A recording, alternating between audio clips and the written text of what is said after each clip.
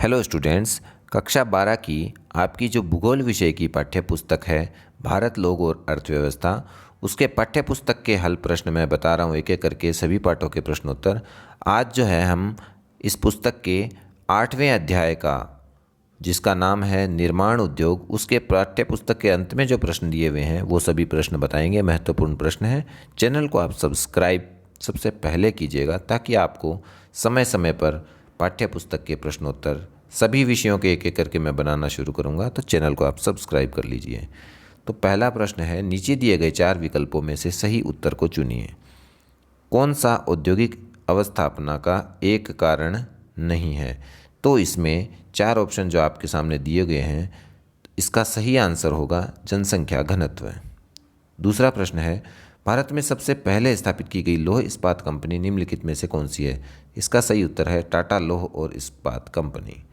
तीसरा प्रश्न है, मुंबई में सबसे पहला सूती वस्त्र का कारखाना स्थापित किया गया था। मुंबई एक पत्तन है, कपास उत्पादन क्षेत्र के निकट है, वित्तीय केंद्र। ये तीनों ही पॉइंट सही है, इसलिए इसका सही जो उत्तर है वो होगा उपर्युक्त सभी।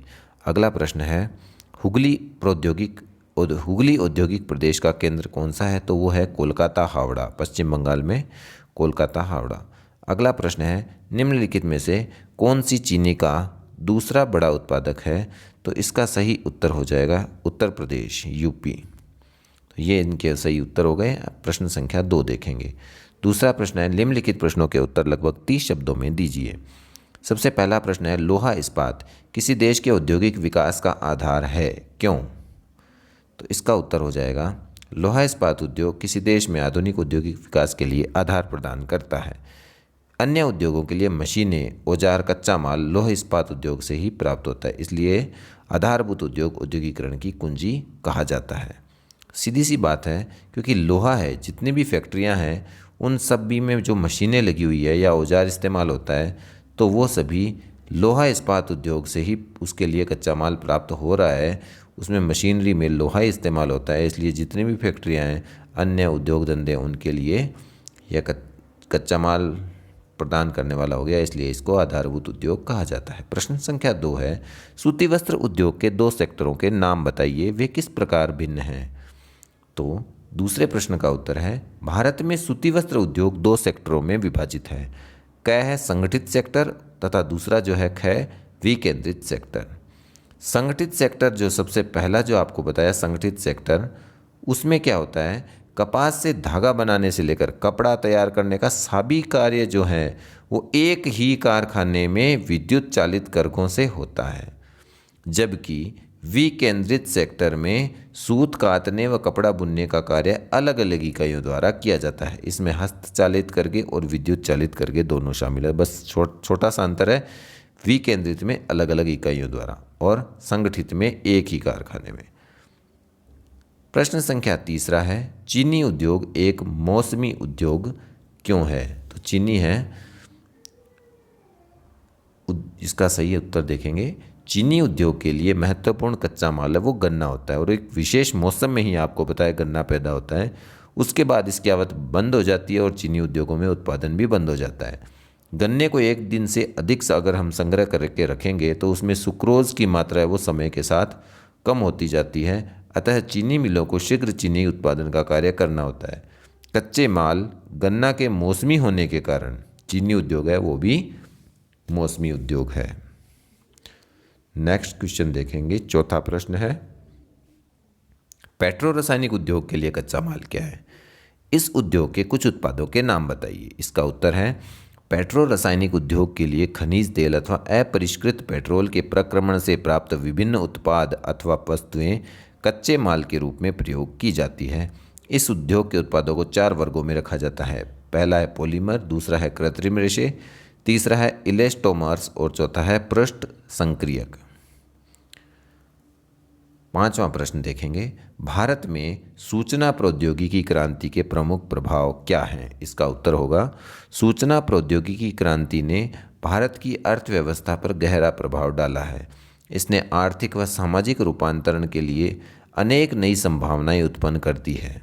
भारतीय सॉफ्टवेयर उद्योग यहाँ की अर्थव्यवस्था में तेजी से विकसित हुए सेक्टरों में से एक है। भारतीय सॉफ्टवेयर तथा सेवा सेक्टर द्वारा 2004-05 में 78,230 करोड़ रुपए मूल्य के बराबर निर्यात हुआ था, जो कि लगातार वृद्धि कर रहा है। तीसरा प्रश्न है वो 150 शब्दों वाला है, निबंधात्मक। इसका पहला प्रश्न है, स्वदेशी आंदोलन ने सूती वस्त्र उद्योग को किस प्रकार विशेष प्रोत्साहन दिया? तो इस प्रश्न का उत्तर हो जाएगा, सूती वस्त्र उद्योग भारत के परंपरागत उद्योगों में से एक है। प्राचीन काल और मध्यकाल में यह केवल कुटीर उद्योग की श्रेणी में रखा जाता था। फिर भी भारत में निर्मित उत्कृष्ट कोटि का मलमल, कैलिको, छींट, अन्य प्रकार के सूती कपड़ों की विश्व स्तरीय मांग थी। 18वीं शताब्दी के मध्य में यूरोप में औद्योगिक क्रांति के परिणाम स्वरूप ब्रिटेन के मैनचेस्टर तथा लिवरपूल में सूती कपड़े मिलों की स्थापना के बाद कच्चे माल के रूप में कपास की भारी मांग होने लगी। भारत में ब्रिटिश शासकों ने भारत में उत्पादित कपास को इंग्लैंड भेजना आरंभ कर दिया। इस तरह भारतीय बुनकरों को कपास कच्चे माल की उपलब्धता न होने पर स्वदेशी सूती वस्त्र उद्योग प्रभावित होने लगा। साथ ही ब्रिटेन की मिलों में तैयार कपड़े को भारत में बेचा जाने लगा, जो कि अपेक्षाकृत सस्ता होता था। इस तरह भारतीय अर्थव्यवस्था को ब्रिटिश शासकों द्वारा भारी नुकसान पहुंचाया जाने लगा। 19वीं शताब्दी के उत्तरार्ध में पहले मुंबई में तथा बाद में अहमदाबाद में सूती वस्त्र मिल की स्थापना की गई। 1920 ईस्वी में गांधी जी के आह्वान पर स्वदेशी आंदोलन में भारतीय लोगों को स्वदेशी वस्त्र व अन्य वस्तुएं खरीदने के लिए प्रोत्साहित किया तथा ब्रिटेन में बने सामान का बहिष्कार किया।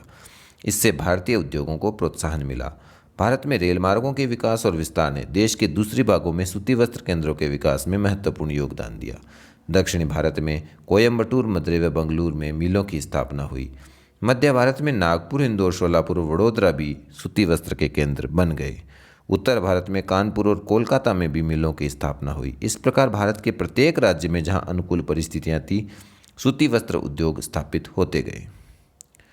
दूसरा प्रश्न है, आप उदारीकरण, निजीकरण, वैश्वीकरण से क्या समझते हैं? इन्होंने भारत के औद्योगिक विकास में किस प्रकार सहायता की है? तो इसका उत्तर हो जाएगा, भारत में नई औद्योगिक नीति की घोषणा 1991 ईस्वी में की गई, जिसके अंतर्गत औद्योगिक विकास के क्षेत्र में उदारीकरण, निजीकरण और वैश्वीकरण की नीति अपनाई गई है।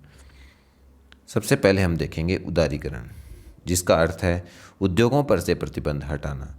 नई औद्योगिक नीति के अंतर्गत औद्योगिक लाइसेंस व्यवस्था को समाप्त कर दिया गया। केवल सुरक्षा, सामरिक और पर्यावरणीय सरोकार से संबंधित केवल 6 उद्योगों को इस व्यवस्था के लाभ से वंचित रखा गया है, ताकि अंतर्राष्ट्रीय स्तर पर भारतीय उद्योग प्रतिस्पर्धा कर सके। दूसरा पॉइंट है इसमें निजीकरण, प्राइवेटाइजेशन। इसका अर्थ है उद्योगों की स्थापना में सार्वजनिक क्षेत्र की भागीदारी कम करके निजी व्यक्तिगत भागीदारी को प्रोत्साहित किया जाए। इस नीति के अंतर्गत 1956 ईस्वी से सार्वजनिक सेक्टर के अधीन सुरक्षित उद्योगों की संख्या 17 से घटाकर 4 कर दी गई। दहली संपत्ति की सीमा समाप्त कर दी गई और विदेशी प्रत्यक्ष निवेश FDI की अनुमति दे दी गई। अगला है वैश्वीकरण। इसका अर्थ है देश की अर्थव्यवस्था को विश्व की अर्थव्यवस्था के साथ एकीकृत करना। इस व्यवस्था में समानता, पूंजी सहित सेवाएं, श्रम, संसाधन एक देश से दूसरे देश में स्वतंत्रता पूर्वक पहुंचाए जा सकते हैं। नई औद्योगिक नीति के मुख्य उद्देश्यों के संदर्भ में इस नीति के लाभों को देखा जाना चाहिए, जिनमें पहला है अब तक प्राप्त किए गए लाभ को बढ़ाना। दूसरा पॉइंट है इसमें विकृति और अन्य कमियों को दूर करना। तीसरा है उत्पादकता और लाभकारी रोजगार में स्वपोषित वृद्धि को बनाए रखना। चौथा है अंतर्राष्ट्रीय प्रतियोगिता प्राप्त करना। धीरे धीरे ही सही भारत अपनी नई औद्योगिक नीति के द्वारा औद्योगिक विकास के पथ पर अग्रसर होता दिखाई दे रहा है।